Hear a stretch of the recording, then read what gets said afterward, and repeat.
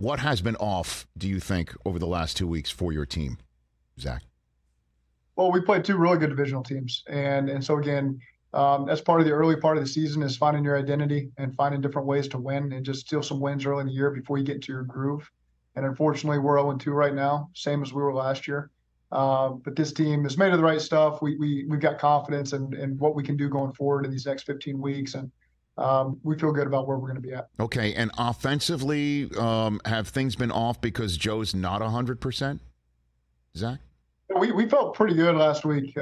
We had 7 possessions, scored on 3 of them, and then throw a pick in the end zone on the 4th one. So, when you play Baltimore, it comes down to turnover battle, and you're going to have limited possessions. And so we weren't able to maximize everything we did. But I feel like we're moving in the right direction. Okay.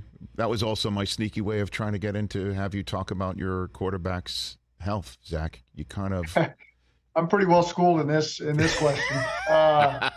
He really it's been an encouraging early part of the week. I've learned enough in my 5 years here to not assume anything. Right. We'll just take it day to day with him. He's been a little sore early in the week, but we'll see how it goes. I'm fortunate to get an extra day here. Well, is there a conversation being had about seeing the bye week imminent? I mean, imminent might be too tough of a word, but it is closer than it appears, right? And that you might have a conversation to try and give him the same amount of time off that you were afforded because of how early in the summer that Joe got hurt.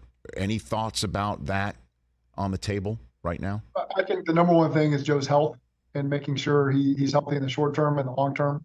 So that's the focus point of any decision we'll make going forward. And talking to him and seeing how he feels over the course of the week, and then we'll get to where we need to get to. Okay. And then just him in general, have you seen him ever bothered by anything serious, Zach? I mean, other than, the obvious from last year's Monday Nighter, but just other than that, have you ever seen him flappable, Zach?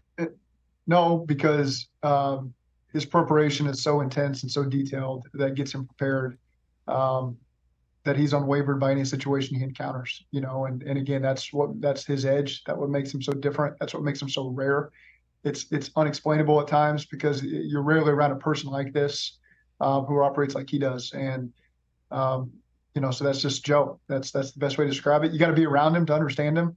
And we're happy that he's a Cincinnati Bengal. Well, can you give me a little bit more meat on that, Bones? I think fans would love to know. What do you mean by his preparation? I'm sure, again, you've been around some tremendous professionals and you played the position yourself. What do you mean by what he does and prepares that makes him special, Zach? Well, I'd say he's still, career-wise, relatively young. He's in his 4th year, but there's a confidence about him that's unusual. Sometimes you get guys early in the league where they're going to yes sir you to death and say, yeah, I got it, when they don't really got it. And he's got enough confidence in himself to say, I don't understand what you're saying. I don't understand this play. I don't want to run this play. And most guys are just yes sir you to death early in the career, and he doesn't do that. And so, again, his preparation leads him to the confidence in the things that he knows, and the things that he doesn't know, he's going to ask myself or Dan Pitcher or Brian Callahan and get some clarification. And, he's unfiltered, and that's what you want. You don't want people just to tell you what you want to hear, especially at the quarterback position.